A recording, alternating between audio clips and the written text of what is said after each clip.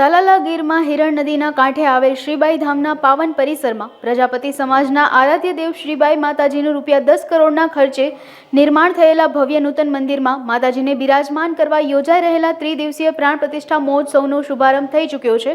આ તકે મુખ્યમંત્રી ભૂપેન્દ્ર પટેલ સહિત ભાજપના દિગ્ગજ નેતાઓ અને સાધુ સંતો આજરોજ ઉપસ્થિત રહ્યા હતા।